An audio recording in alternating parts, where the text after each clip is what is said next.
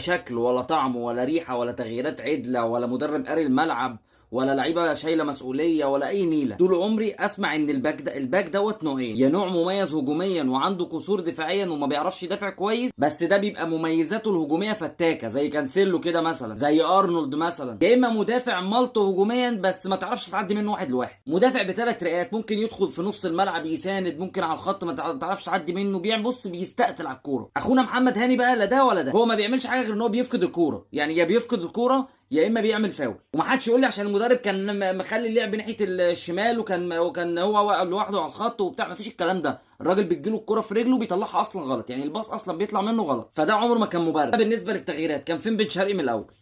كان ليه وسام اصلا من الاول؟ وسام بدنيا راح في 60 داهيه، وسام في ماتش انتر ميامي ومخلص. كان اهون عليا تسيب يحيى عطيه الله للاخر وتطلع هاني وتبدا بحسين الشحات، افضل بكتير. كده كده ماتش بورتو مضمون.